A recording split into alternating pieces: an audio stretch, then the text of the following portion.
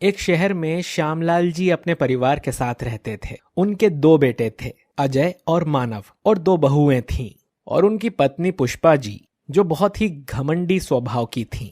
वो अपनी छोटी बहू किरण को जरा भी पसंद नहीं करती थी, क्योंकि वो गरीब घर से थी और शादी में कुछ भी दहेज में लेकर नहीं आई थी। और शादी के कुछ दिन बाद ही उसके माता पिता भी गुजर गए थे, तो तीज त्योहार पर भी उसके यहाँ से कोई सामान नहीं आता था।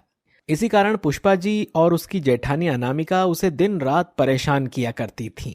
किरण बहुत ही सरल स्वभाव की थी। वो अपनी सास और जेठानी को कभी भी पलटकर जवाब नहीं देती थी, सब कुछ चुपचाप सहन करती थी। एक दिन पुष्पा जी और अनामिका बाजार जाने के लिए तैयार होते हैं। अरे कहाँ मर गई? तुझे कितनी देर पहले चाय और पकोड़े बनाने को बोला था, हमें जाने में देर हो रही है। जी माँ जी, बस लेकर आई। मम्मी, आज तो मैं ढेर सारी साड़ियाँ खरीदूंगी। अब तो त्योहार शुरू होने वाले हैं, हर त्योहार पर नई साड़ी पहनूंगी। हाँ हाँ बहू, तुझे जो चाहिए सब ले लेना। तभी किरण चाय और पकोड़े लेकर आ जाती है और टेबल पर रख देती है। तभी मानव भी ऑफिस से घर आ जाता है। अरे बेटा, आज तू जल्दी आ गया, आजा हमारे साथ पकोड़े खा ले। मानव सबके साथ बैठ जाता है। माँ जी, आप और दीदी बाजार जा रही हैं, तो मेरे लिए भी एक साड़ी ला दीजिए। मेरी सारी साड़ियाँ पुरानी हो गई हैं। लो, अब महारानी को नई साड़ी चाहिए। तेरे बाप ने तो 2 टाइम ठीक से रोटी भी नहीं खिलाई होगी, और यहाँ आकर तुझे साड़ियाँ चाहिए, हमसे साड़ियाँ मांग रही है। तुझे शर्म नहीं आती? तुझे इस घर में 2 वक्त का अच्छा खाना मिल जाता है, वही तेरे लिए बहुत है। अरे किरण, तुम्हें नई साड़ी की क्या जरूरत पड़ गई? मेरी पुरानी साड़ियाँ हैं ना, मुझे तो नौकरानी को देनी ही है, इससे अच्छा तुम ही रख लेना। ये सुनकर किरण रोने लगती है। किरण रोते हुए वहां से चली जाती है। मानव को यह सब बिल्कुल अच्छा नहीं लगता, लेकिन वो अपनी मां के सामने कुछ नहीं कहता और अपने कमरे में चला जाता है। किरण एक कोने में बैठी रो रही होती है। मानव उसे चुप कराता है। किरण, तुम चिंता मत करो, कल मैं तुम्हारे लिए ढेर सारी साड़ियां ले आऊंगा। अगले दिन मानव किरण को कुछ साड़ियां लाकर देता है। कुछ दिन बाद, अरे ओ कामचोर, जा बाजार से जाकर सब्जी लेकर आ, सारी सब्जियां खत्म हो गई हैं। किरण बाजार जाती है। आते टाइम अचानक एक गाड़ी से उसका एक्सीडेंट हो जाता है। सब उसको अस्पताल ले जाते हैं। डॉक्टर, किरण ठीक तो हो जाएगी ना? मानव जी, इनके एक पैर की हड्डी पूरी तरह से मुड़ गई है, जिस वजह से अब ये चल फिर नहीं सकती हैं। ये सुनकर किरण रोने लगती है। मानव उसे लेकर घर आ जाता है। अरे बेटा, इस अपाहिज को घर क्यों ले आया? अब यह किसी काम की नहीं रही, यहाँ कौन इसकी देखभाल करेगा? इससे अच्छा इसे किसी आश्रम में छोड़ा था। मानव उसे लेकर अपने कमरे में चला जाता है और उसे बेड पर लेटा देता है। कुछ दिन बाद, हे भगवान, अब इस अपाहिज के साथ मेरे बेटे की जिंदगी कैसे कटेगी? मम्मी जी, मेरी मानो तो देवर जी की दूसरी शादी करा दो। अभी उनकी उम्र ही क्या है, वरना उनकी जिंदगी इस अपाहिज की सेवा करते करते ही निकल जाएगी। हाँ बहू, तू सही कह रही है, मैं कल ही मानव से बात करती हूँ। अगले दिन पुष्पा जी मानव से बात करती हैं। बेटा, मेरी बात मान, तू दूसरी शादी कर ले। इस अपाहिज के साथ पूरी जिंदगी कैसे रहेगा? मैं तेरे लिए बहुत अच्छी लड़की ढूंढ के लाऊंगी, तू बस एक बार हाँ कर दे। हाँ देवर जी, हम इसे किसी आश्रम में छोड़ आएंगे। माँ, आप ये कैसी बात कर रही हो? किरण मेरी पत्नी है, मैं उसे ऐसे ही नहीं छोड़ सकता। इसी तरह दिन बीतने लगते हैं। पुष्पा जी और अनामिका रोज मानव को यही सब समझाने लगती थीं। कुछ समय बाद मानव का मन भी किरण की तरफ से हटने लगा। उसे ऑफिस में ही कोई लड़की पसंद आ जाती है। वो अपना ज्यादातर समय ऑफिस में बिताने लगा। किरण रोज उसका इंतजार करती, लेकिन वो उसके पास जाता ही नहीं था। कुछ दिन बाद करवा चौथ आने वाला था। उससे एक दिन पहले ही मानव घर छोड़कर जाने लगता है। मुझे अब तुम्हारे साथ नहीं रहना, मैं जा रहा हूं, ये कहकर वो चला जाता है। हे भोलेनाथ, मुझसे ऐसी क्या भूल हो गई कि मेरे पति भी मुझे छोड़कर चले गए। अब मैं किसके लिए जिंदा रहूंगी। अगले दिन करवा चौथ था। किरण मानव के लिए व्रत रखती है और चौथ माता से प्रार्थना करती है कि उसका पति वापस आ जाए। पुष्पा जी और अनामिका उसके पास जाती हैं। ओ महारानी, जब तेरा पति तुझे छोड़कर चला गया है तो ये व्रत का ढोंग किसके लिए कर रही है। माँ जी, ऐसा मत कहिए। मैं जानती हूँ आज वो मेरे पास जरूर आएंगे। मुझे चौथ माता पर पूरा विश्वास है। वो अब तुझ जैसी अपाहिज के पास कभी नहीं आएगा और हम तेरा बोझ नहीं उठा सकते। निकल जा इस घर से, चल जा यहाँ से। माँ जी, ऐसा मत कहिए। मैं कहाँ जाऊंगी। कहीं भी जा, तुझसे अब हमारा कोई रिश्ता नहीं है। वो दोनों उसे घर से बाहर निकाल देती हैं। किरण बाहर बैठकर रोने लगती है। शाम को वो वहीं पर मिट्टी का गौर बनाकर करवा चौथ की पूजा करती है। हे चौथ माता, मेरे पति को मेरे पास वापस भेज दो, नहीं तो आज आपके सामने मैं अपने प्राण त्याग दूंगी। उनके बिना मेरा जीवन व्यर्थ है। वो अपना सिर दीवार पर पटकने लगती है। तभी एक बुढ़िया माई उसके सिर पर हाथ रखती है और उसके बाद किरण बिल्कुल ठीक हो जाती है और अपने पैरों पर खड़ी हो जाती है। माँ जी, आप कौन हैं? तभी वो बूढ़ी माई चौथ माता के रूप में प्रकट हो जाती है। बेटी, तेरी सच्ची भक्ति और व्रत से मैं बहुत प्रसन्न हूँ। आज से तेरे सारे कष्ट मिट जाएंगे। माँ, आपके दर्शन करके मैं धन्य हो गई। माँ, मेरे पति को वापस भेज दीजिए। इसके सिवा मुझे कुछ नहीं चाहिए। बेटी, तू चिंता मत कर, तेरा पति तेरे पास अवश्य लौट आएगा। ये कहकर चौथ माता अंतर्ध्यान हो जाती हैं। तभी मानव भागता हुआ किरण के पास आया और उससे माफी मांगने लगा। किरण, मुझे माफ कर दो। मुझसे बहुत बड़ी गलती हो गई। आज ऑफिस से वापस आते समय मेरी आंखों के सामने अचानक अंधेरा छा गया और मुझे ऐसा लगा जैसे चौथ माता मुझसे बहुत नाराज हो गई हैं। तभी मुझे अपनी गलती का एहसास हुआ और मैं दौड़ता हुआ तुम्हारे पास चला आया। यह सुनकर किरण की आंखों से आंसू बहने लगे। उसने चौथ माता को धन्यवाद किया। इसके बाद मानव किरण को घर ले आया और दोनों ने साथ मिलकर अच्छे से करवा चौथ की पूजा की। हे चौथ माता, इसी तरह हर पत्नी के सुहाग की रक्षा करना। एक शहर में केतकी अपने 2 बेटों अमृत और मानव के साथ रहती थीं। अमृत की शादी हुए 2 साल हो चुके थे। उसकी पत्नी मधु बहुत सुंदर थी और वो दहेज में बहुत सारा सामान लेकर आई थी। केतकी का दूसरा बेटा मंगली था। केतकी उसके लिए भी ऐसी ही बहू लाना चाहती थी, लेकिन उसे कोई मंगली लड़की उसके लायक नहीं मिल रही थी। एक दिन केतकी को रास्ते में उसकी सहेली बिमला मिली। बिमला बहन, कैसी हो? मैं तो ठीक हूँ केतकी, लेकिन मैंने सुना है मानव का विवाह नहीं हो पा रहा है। तू कहे तो मैं कोशिश करूँ। मैं एक लड़की को जानती हूँ जो मंगली है। वह अपनी माँ के साथ यहीं पास में रहती है, लेकिन वह सांवली है। हाँ बहन, बात करके देखो। लेकिन वे बहुत गरीब हैं, दहेज नहीं दे सकेंगे। चलो कोई बात नहीं, मेरे नसीब में यही सही। तुम बात करो, अगर सब सही रहा तो इसी महीने शादी कर देंगे। कुछ दिनों बाद मानव की शादी राखी से हो जाती है। एक दिन केतकी अपने घर में बैठी थी। काली, ओ काली, कहाँ चली गई? माँ जी, आप मुझे बुला रही हैं? महारानी, यहाँ सब गोरे हैं, बस तू ही तो काली है। जी माँ जी, बताइए क्या काम है? सुन, बहुत आराम हो गया। तेरी जेठानी मधु बहुत सारा दहेज लाई है और एक तू काली ऊपर से कंगाल घर से आ गई।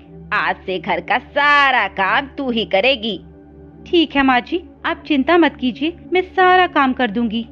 केतकी और मधु मिलकर राखी से सारा काम करवाते थे। एक दिन केतकी ने राखी को बुलाया। सुन बहू, दिवाली आने वाली है, तू अभी से सारे घर की सफाई शुरू कर दे। लेकिन माँ जी, अभी तो बहुत दिन है। हाँ, तो अभी से शुरू करेगी तभी हो पाएगी सफाई। राखी घर की सफाई में लग जाती है। तभी मानव घर आता है। माँ, मेरा ट्रांसफर दूसरे शहर में हो गया है और मेरी सैलरी भी बढ़ गई है। मुझे 1 हफ्ते में वहाँ शिफ्ट होना है। लेकिन बेटा, अभी तो त्योहारों का समय है, दिवाली बाद चले जाना। नहीं माँ, मुझे अभी ही जाना पड़ेगा। मैं कुछ दिन में वहां सब अरेंज कर लूंगा, उसके बाद आकर राखी को भी अपने साथ ले जाऊंगा। मानव अगले हफ्ते दूसरे शहर चला जाता है। कुछ दिन बाद करवा चौथ आने वाला था। माँ जी, करवा चौथ आने वाली है, मुझे बता दीजिए कैसे व्रत रखते हैं और कैसे पूजा होती है। मेरी बड़ी बहू सब जानती है और इस गंवार को कोई रीति रिवाज पता नहीं है। मेरे पिताजी नहीं थे, इसीलिए माँ को कभी करवा चौथ का व्रत रखते नहीं देखा, इसीलिए मुझे कुछ नहीं पता इस बारे में। ठीक है, उसी दिन बता दूंगी, लेकिन अगर मानव नहीं आया तो व्रत कैसे पूरा करेगी? वे आ जाएंगे, मुझे पूरा विश्वास है। हाँ, तेरे जैसी काली बीवी के लिए वह बड़े शहर की चकाचौंध छोड़कर आएगा, वह तो अब तुझे भूल चुका होगा। ये सुनकर राखी रोने लगती है। वो डर जाती है। वो माँ दुर्गा के सामने बैठकर प्रार्थना करने लग जाती है। माँ, मेरे पति को करवा चौथ के दिन भेज देना, मेरा पहला करवा चौथ है, कहीं कोई अपशगुन न हो जाए। आज करवा चौथ का दिन था। मधु और राखी सुबह से ही तैयार होकर शाम का इंतजार करने लगती हैं। अमृत तो शाम को अपने ऑफिस से वापस आ जाता है, लेकिन मानव की सुबह से कोई खबर नहीं मिल रही थी। उसका फोन भी नहीं लग रहा था। शाम को दोनों बहुओं ने पूजा की और चांद निकलने का इंतजार करने लगी। मानव के न आने से सभी परेशान थे। माँ, मैं मानव के ऑफिस जाकर पता करता हूँ, हो सकता है किसी से उसकी बात हुई हो। कोई जरूरत नहीं है, मुझे पता है इस मनूज की शक्ल देखकर गया है, अब वापस नहीं आएगा। मुझे लगता है इससे पीछा छुड़ाने के लिए ही उसने अपना ट्रांसफर कराया है। हाँ माँ जी, आप ठीक कह रही हो, देवर जी ने वही कोई पसंद कर ली होगी, इसे तो धक्के मार के घर से बाहर निकाल देना चाहिए। तुम दोनों ये क्या कह रही हो? शर्म आनी चाहिए तुम्हें। तू चुप रह, इस कंगाल के चक्कर में मेरा बेटा भी हाथ से चला गया, इससे तो कुंवारा ही ठीक था। तू मधु का व्रत पूरा कर खाना खा ले, इसके बाद इसे अपने मायके छोड़ाएंगे। राखी बैठी बैठी रो रही थी। तभी पीछे से आवाज आई, कौन मेरी पत्नी को घर से निकालेगा? सभी ने देखा, मानव पीछे खड़ा था। राखी उसे देखकर खुश हो गई। मैं कुछ दिन के लिए बाहर क्या चला गया?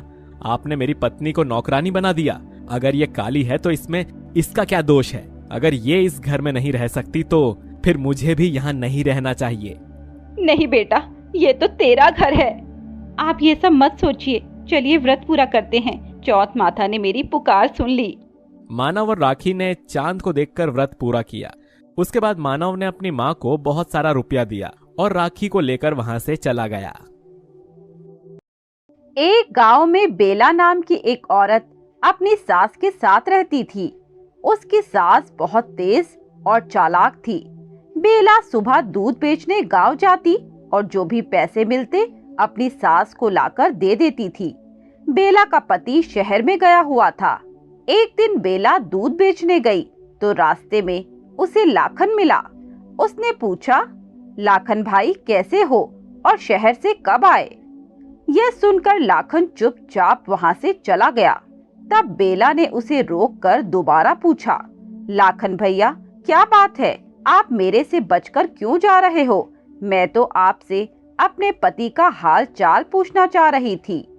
तब लाखन बोला, हाँ भाभी, यही कारण है जो मैं बचकर जा रहा था। आपका पति तो शहर में कहीं खो गया है। वह किसी काम से गया था और वापस नहीं आया। हम सब ने उसे बहुत ढूंढा लेकिन वह नहीं मिला। इसी कारण मैं आपसे बच रहा था। ये सुनकर बेला रोने लगी और रोती रोती घर आ गई। उसकी सास ने पूछा, अरे तुम बहुत जल्दी घर आ गई और दूध भी नहीं बिका, क्या बात है? तब बेला ने सारी बात अपनी सास को बता दी और कहा, माँ जी, मैं उन्हें ढूंढने शहर जाना चाहती हूँ, आप मुझे कुछ रुपए दे दीजिए। ये सुनकर उसकी सास बोली, मेरे पास पैसे नहीं हैं, तू अपना काम करती रह, मेरा बेटा एक ना एक दिन आ जाएगा। चल जल्दी से मेरे लिए खाना बना। बेला घर के काम में लग जाती है। इसी तरह कुछ दिन बीत जाते हैं। एक दिन वह दूध बेचने के लिए जाती है तो एक पीपल के नीचे बैठकर रोने लगती है। तभी एक ब्राह्मणी आती है और कहती है, बेटी तू यहाँ बैठी क्यों रो रही है? बेला उसे सब बता देती है। ये सुनकर ब्राह्मणी कहती है, तू रो मत, आज से ठीक 4 दिन बाद गणगौर का व्रत है। उस दिन तू व्रत रखकर शिव पार्वती से अपना सुहाग मांग लेना। यदि माँ गौरी ने चाहा तो तेरा पति वापस आ जाएगा। बेला बहुत खुश हुई। गणगौर के दिन वह सुबह उठकर तैयार होकर पूजा करने चल दी। तभी उसकी सास ने कहा, अरे कामचोर, आज कहाँ जा रही है? दूध बेचने नहीं जाना क्या? तब बेला ने कहा, माँ जी, मैं गणगौर की पूजा करने जा रही हूँ, वापस आकर दूध बेचने जाऊंगी। यह सुनकर उसकी सास को गुस्सा आ गया। उसने कहा, चुपचाप दूध का मटका उठा और गांव में जाकर बेच। अगर आज तूने दूध नहीं बेचा तो तुझे घर से निकाल दूंगी। यह सुनकर बेला रोने लगी और उसने कहा, माँ जी, मुझे जाने दीजिए, आज मैं गणगौर से अपना सुहाग मांगने जा रही हूँ। लेकिन उसकी सास नहीं मानी और हार कर बेला दूध का मटका लेकर दूध बेचने चली गई। रास्ते में उसे गांव की औरतें गणगौर की पूजा करती हुई मिली। बेला उन्हें देखकर रोने लगी। तभी वहां वही ब्राह्मणी आई और उन्होंने कहा, बेटी, मैंने तुझे आज पूजा करने के लिए कहा था, तूने पूजा नहीं की। यह सुनकर बेला बोली, माँ जी, मेरी सास ने पूजा की थाली छीन ली और कहा, अगर आज पूरा दूध नहीं बिका तो घर में घुसने नहीं दूंगी। यह सुनकर ब्राह्मणी ने कहा, कोई बात नहीं, तू सारा दूध गणगौर के चरणों में चढ़ा दे और उनसे सुहाग मांग ले। बेला ने ऐसा ही किया। दूध चढ़ाकर उसने गणगौर से अपना सुहाग मांगा और वह खाली मटका लेकर घर चली आई। घर आकर उसने अपनी सास को सब बता दिया। उसकी बात सुनकर बेला की सास बहुत गुस्सा हो गई और उसने बेला को घर से निकाल दिया। इसी बीच वह मटका टूट गया। तब बेला ने देखा मटके में से सोने के सिक्के निकले। उसकी सास बहुत खुश हो गई। यह देखकर बेला रोने लगी। उसने कहा, माँ गौरी, मैंने तो आपसे सुहाग मांगा था, मुझे धन नहीं चाहिए। तभी बेला को किसी ने आवाज दी। बेला ने पलटकर देखा, वही ब्राह्मणी खड़ी थी। बेला ने रोते हुए उनसे कहा, माँ जी, मुझे तो मेरा पति चाहिए था, आपकी गौरी माता ने तो सोने के सिक्के दे दिए।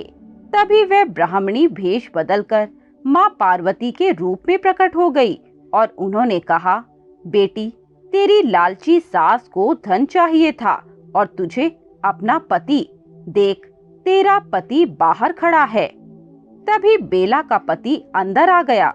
बेला ने माँ पार्वती के पैर पकड़ लिए।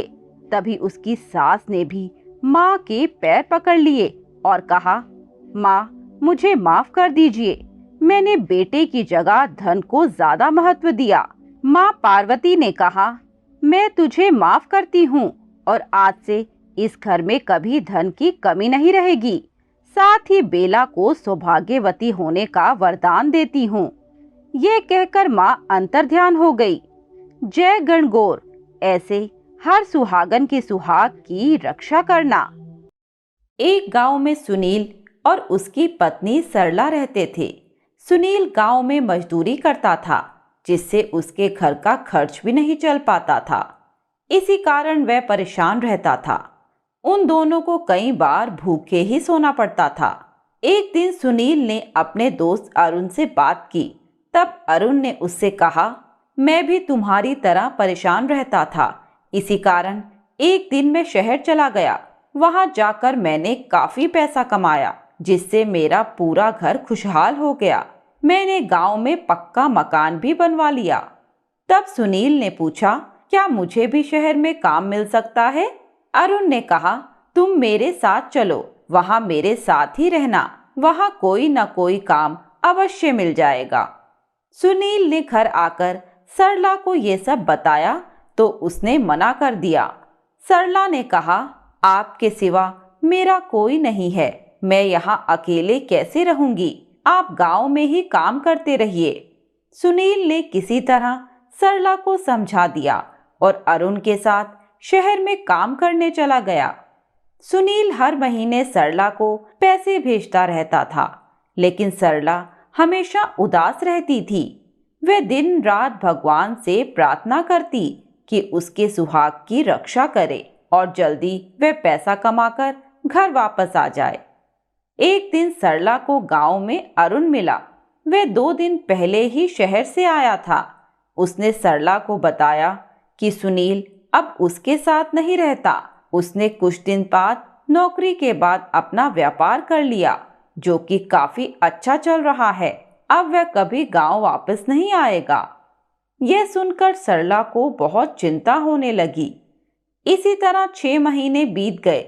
पहले सुनील खत के साथ कुछ पैसे भेज देता था, पर अब पैसे भी आने बंद हो गए। सरला अब दिन रात भगवान से सुनील के लिए प्रार्थना करती रहती। कुछ दिन बाद करवा चौथ का व्रत आने वाला था। करवा चौथ से एक दिन पहले सरला सुनील से मिलने शहर पहुंच गई। जब वह सुनील के घर पहुंची तो सुनील वहां पर नहीं था। वह घर के बाहर बैठकर सुनील का इंतजार करती रही। शाम को जब सुनील आया तो सरला को देखकर गुस्सा हो गया और उसने कहा, तुम यहाँ क्यों आई हो? तब सरला ने कहा, आपकी कोई खबर नहीं मिल रही थी। कल करवा चौथ है, इसीलिए मैं आपसे मिलने आ गई। सुनील ने सरला से कहा, मैं अब तुमसे कोई मतलब नहीं रखना चाहता। तुम गांव चली जाओ। यहाँ मैं बहुत पैसे कमा रहा हूँ। तुम जैसी गवार को अपने साथ नहीं रख सकता। यह सुनकर सरला को धक्का लगा। वह रोने लगी और सुनील को समझाने लगी, पर उसकी बातों का सुनील पर कोई असर नहीं हुआ। उसने सरला को घर से बाहर निकाल दिया।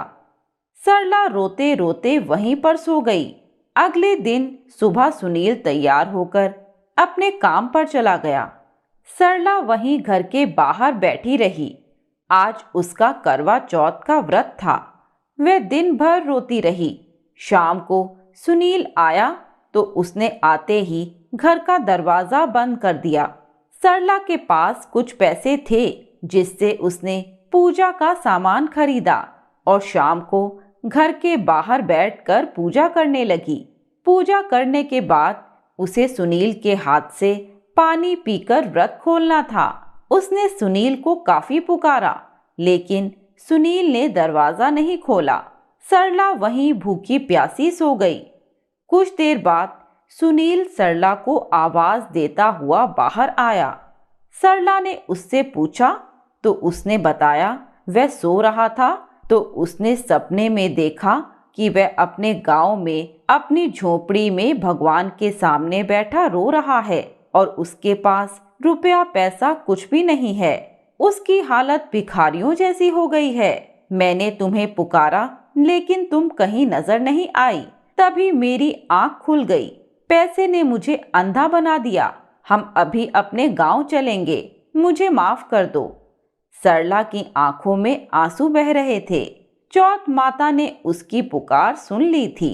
सुनील के हाथ से पानी पीकर सरला ने व्रत खोला और दोनों अपने गांव की ओर चल दिए। हे चौथ माता, इसी तरह हर सुहागन के सुहाग की रक्षा करना, यही हमारी कामना है। किशनपुर गांव में एक केवट नंदन रहता था। वह सुबह नाव लेकर गांव के घाट पर पहुंच जाता।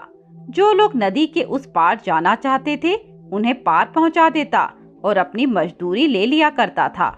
सारा दिन वह नदी के चक्कर लगाकर जब शाम को मजदूरी के पैसे लाता था, तब उसकी पत्नी गोमती खाना बनाती, जिसे खाकर वह दोनों सो जाते थे। एक दिन सुबह नंदन अपनी नाव को तैयार कर रहा था। तभी वहां मंदिर के पंडित जी आए और उन्होंने कहा, अरे केवट, मुझे तुझसे कुछ बात करनी थी। सुन, आज से ठीक 1 सप्ताह बाद गांव में रामायण का पाठ होने वाला है, जो कि 8 दिन चलेगा। उसमें दूसरे गांव के लोग भी रामायण सुनने आएंगे, जिससे तेरी भी अच्छी खासी आमदनी हो जाएगी। तू बस जरा अपनी नाव को ढंग से सजा ले और सुबह ही घाट पर नाव लगा देना। ये सुनकर नंदन ने कहा, यह तो बहुत खुशी की बात है पंडित जी। हमारे गांव में रामायण का पाठ हो रहा है। आप चिंता न करें, मैं अपनी नाव को ठीक से सजा लूंगा और सुबह से रात तक घाट पर ही रहूंगा। पंडित जी ने कहा, हाँ ठीक है, लेकिन किसी भी बाहर से आने वाले को कष्ट नहीं होना चाहिए, यह तेरी जिम्मेदारी है। और हाँ, बाहर से आने वालों से ज्यादा पैसे मत लेना, जो तेरा किराया बनता है वही लेना। नंदन ने कहा, भगवान राम के काम में ज्यादा पैसे कैसे ले सकता हूँ? आप चिंता न करें पंडित जी, मैं संभाल लूँगा। ठीक 1 सप्ताह बाद रामायण का पाठ शुरू हुआ। पहले दिन नंदन सुबह ही सजी हुई नाव के साथ नदी के दूसरे किनारे पर तैयार खड़ा था। वहाँ से काफी लोग कथा सुनने नंदन की नाव में बैठ गए और इस किनारे आकर उतर गए। लेकिन उनमें से एक व्यक्ति चादर ओढ़े वहीं नाव पर बैठा रहा, वह नहीं उतरा। नंदन ने उससे कहा, भाई गांव आ गया है, रामायण का पाठ आरंभ होने वाला है, आप अभी तक नाव में बैठे हैं? उस आदमी ने नंदन से कहा, भाई मेरे पास पैसे नहीं हैं, लेकिन मुझे रामायण सुनने हर दिन आना है। नंदन ने कहा, अरे भाई, जब पैसे नहीं थे तो नाव में बैठ क्यों गए? पहले पूछ लेते। चलो कोई बात नहीं, आज तो मैं जाने देता हूँ, लेकिन कल पैसे लेकर आना, और हाँ, शाम को भी आ जाना, मैं तुम्हें उस पार छोड़ दूंगा। वह आदमी चला गया। तब नंदन ने सोचा, अरे मैंने इसकी शक्ल तो देखी नहीं, कल इसे कैसे पहचानूंगा? शाम को इसकी शक्ल देख लूंगा, नहीं तो चादर से पहचान लूंगा। शाम को सभी गांव वाले नाव में बैठ गए, लेकिन वह चादर ओढ़े आदमी नहीं आया। नंदन ने आवाज लगाई, लेकिन वहाँ कोई नहीं था। नंदन ने सोचा, हो सकता है गांव में ही रुक गया हो। वह नाव लेकर चला गया और सबको छोड़कर अपने घर आ गया। घर आकर उसने गोमती को सारी बात बताई। तब गोमती ने कहा, आप भी कमाल करते हैं, यदि कोई राम भक्त कथा सुनने आ रहा है और उसके पास पैसे नहीं हैं, तो उससे पैसे कैसे मांग सकते हैं? रामायण कथा सुनने तो आप जाते नहीं, इसी बहाने थोड़ा पुण्य कमा लेते।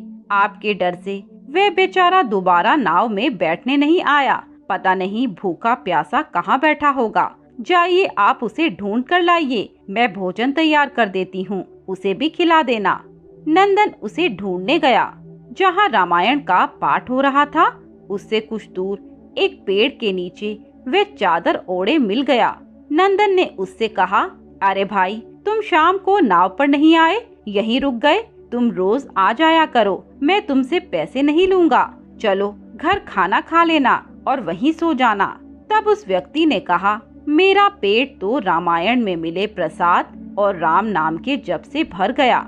जब तक रामायण होगी मैं यहीं बैठकर रामायण सुनूंगा। ये मेरे प्रभु श्री राम की इच्छा है। आप रामायण समाप्त होने पर मुझे उस पार छोड़ आना। नंदन घर वापस आ गया। घर आकर उसने गोमती को सारी बात बताई। ये सुनकर गोमती ने कहा, वे अवश्य ही कोई संत होंगे और श्री राम के भक्त होंगे। कोई बात नहीं, आप बाद में उन्हें छोड़ आना। इसी तरह 2 दिन बीत गए। तीसरे दिन दोपहर के समय नंदन अपने गांव के घाट पर बैठा था। तभी उसने देखा कि दूसरे किनारे पर एक सज्जन खड़े हैं। नंदन ने सोचा, ये रामायण सुनना चाहते होंगे। वह उन्हें लेने दूसरे किनारे पहुंच गया। वहां पहुंचकर उसने पूछा, भाई आप अकेले खड़े हो, क्या रामायण सुनने जाना है? तब उस आदमी ने कहा, हाँ भाई, मेरा एक शिष्य उस गांव में रामायण सुनने गया था, मैं उसकी प्रतीक्षा कर रहा हूँ। वह नहीं आया तो मैंने सोचा मैं जाकर देखूं वह कहाँ गया। उसने चादर ओढ़ रखी है। नंदन ने कहा, हाँ हाँ, एक सज्जन को मैंने उस पार छोड़ा था, वह वही एक पेड़ के नीचे बैठकर राम नाम का जप कर रहे हैं और केवल प्रसाद ग्रहण करते हैं। आप उनके गुरुजी हैं? चलिए मैं आपको उस पार ले चलता हूँ। नंदन ने उन्हें अपनी नाव में बिठा लिया। रास्ते में उस सज्जन ने पूछा, भैया कितने पैसे लेते हो पार जाने के? नंदन ने कहा, वैसे तो मैं कम पैसे लेता हूँ, लेकिन आपको अकेले ले जा रहा हूँ तो पूरी नाव का किराया लूंगा। इतने में नाव घाट पर पहुँच गई। तब उन सज्जन ने कहा, भैया एक केवट ने भगवान राम से भी तो कुछ नहीं लिया था। नंदन ने कहा, लेकिन भैया भगवान राम ने केवट को भवसागर पार कराने का वादा भी तो किया था, बदले में कुछ दिया ही था भगवान राम ने। तभी वहाँ चादर ओढ़े वह आदमी भी आ गया। उसने आते ही उस सज्जन के पांव छुए और दोनों खड़े होकर मुस्कुराने लगे। नंदन को कुछ समझ नहीं आ रहा था। तभी वह सज्जन भगवान राम के रूप में प्रकट हुए और चादर ओढ़े सज्जन हनुमान जी के रूप में प्रकट हुए। यह देखकर नंदन उनके पैरों में गिर पड़ा। तभी भगवान राम ने कहा, इस संसार में जिस जगह रामायण का पाठ होता है वहाँ मुझे और हनुमान को आना ही पड़ता है। आज भी मैं तुमसे वादा करता हूँ कि तुम्हें और तुम्हारी पत्नी को भव सागर पार करवा दूंगा, क्योंकि तुम भी केवट और मैं भी केवट। नंदन की आंखों में आंसू बह रहे थे।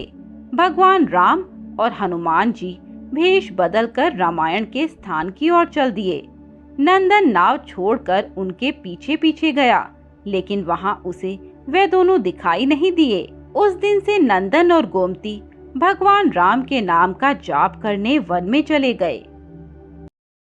मोहन एक शहर में मजदूरी का काम करता था। घर में उसकी पत्नी पुष्पा और बेटा पुनीत था। एक दिन मोहन जब शाम को घर वापस आया तो पुष्पा ने कहा, सुनो जी, पुनीत अब बड़ा हो गया है, इसे किसी अच्छे से स्कूल में दाखिला दिला देते हैं ताकि ये पढ़ लिख कर बड़ा आदमी बन जाए, इसे हमारी तरह मजदूरी ना करनी पड़े। वो सब तो ठीक है, लेकिन इस सब के लिए तो बहुत पैसों की जरूरत होगी। मेरे पास सोने के कंगन है, आप उन्हें बेच दीजिए। कुछ दिन बाद सोने के कंगन बेचकर मोहन पुनीत का एक अच्छे से स्कूल में दाखिला करा देता है। अगले दिन तीनों भगवान शिव के मंदिर पहुंच जाते हैं। हे भोलेनाथ, हमारे बच्चे को आशीर्वाद दो। ये आज पहले दिन स्कूल जा रहा है, ये पढ़ लिख कर बड़ा आदमी बन जाए। पुनीत हर दिन स्कूल जाता और मन लगाकर पढ़ाई करता था। एक दिन पुनीत घर वापस आया तो उसने कहा, माँ, हम इतने गरीब क्यों हैं? मेरे स्कूल में सभी बच्चे बहुत पैसे वाले हैं। बेटा, ऐसा नहीं कहते। भगवान जिस हाल में रखे उसी हाल में सुखी रहना चाहिए। नहीं, मैं आज भगवान से बात करूंगा। ये कहकर वह भगवान शिव के मंदिर पहुंच जाता है। भगवान, मुझे भी पैसे वाला बना दीजिए औरों की तरह। मेरे घर में भी वो सब सामान हो जिनसे लोग मजे में रहते हैं। फिलहाल तो गर्मी से बचने के लिए एसी चाहिए। शाम को पुनीत मोहन से कहता है, पापा, मैंने शिवजी को बोल दिया है, वे गर्मी से बचने के लिए एसी भिजवा देंगे। इसी तरह कुछ दिन बीत जाते हैं। एक दिन पुनीत फिर से मंदिर पहुंच जाता है। भगवान, मैंने आपसे एक चीज मांगी, अब आप वो भी नहीं दे पाए और बाकी सबको आप बिना मांगे सब कुछ दे देते हैं। मुझे गर्मी में रहना अच्छा नहीं लगता, इसीलिए आज फिर से बोल रहा हूँ, फिलहाल एक एसी भिजवा दीजिए। अगले दिन जब मोहन काम पर जाने के लिए निकल रहा था, तभी दो आदमी उसके पास आते हैं। भैया, ये एसी कहाँ लगाना है? लेकिन भैया, हमने तो कोई एसी नहीं मंगाया। वो सब हमें नहीं पता, हमारे मालिक ने इसी घर में एसी लगाने को कहा है। मोहन मना करता रहता है, लेकिन वे दोनों नहीं मानते और एसी मोहन के घर में लगाकर चले जाते हैं। पुनीत स्कूल से वापस आता है। बेटा देख, गलती से किसी और का एसी हमारे घर में लगा दिया है, अब न जाने क्या होगा। माँ, ये एसी भगवान जी ने भेजा है, मैंने शिवजी से कहा था, उन्होंने ही ये एसी भेजा है। शाम को मोहन घर वापस आता है तो देखता है पुनीत एसी की ठंडी हवा में आराम से लेटा है। पुष्पा, मैंने मना किया था एसी चलाने के लिए, ना जाने किसका एसी है, गलती से हमारे घर लगा दिया है। नहीं पिताजी, आपको नहीं पता, ये एसी भोले बाबा ने हमारे घर भेजा है। बेटा, ऐसा नहीं कहते, हम गरीबों के घर में एसी नहीं लग सकता, तू इसे बंद कर दे, नहीं तो इसके दाम चुकाने पड़ जाएंगे। अगले दिन मोहन सुबह तैयार हो रहा था। आज मैं काम पर नहीं जा रहा हूँ, आसपास की दुकानों पर जाकर पता करता हूँ और ये एसी जिसका भी है उसे ढूंढकर वापस करवाता हूँ। पापा, आप बेकार परेशान हो रहे हो, ये एसी शिवजी ने मेरे लिए भेजा है। बेटा, ऐसा नहीं होता, और फिर उसका खर्चा भी बहुत आएगा, हम कहाँ से चुकाएंगे? पुनीत बिना कुछ कहे स्कूल चला जाता है।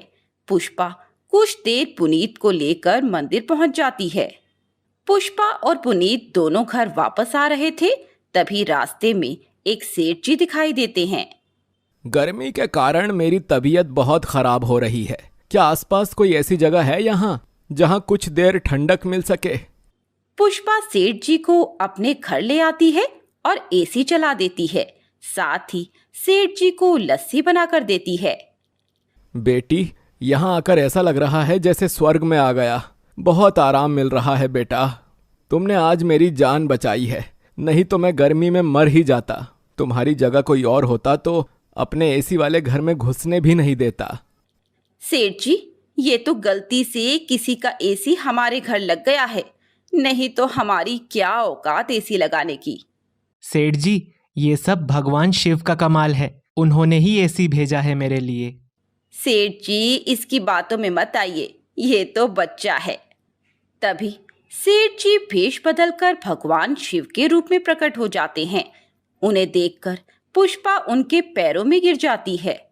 मैं तो तुम्हारी परीक्षा ले रहा था, कहीं तुम्हारे अंदर भी घमंड पैदा तो नहीं हो गया।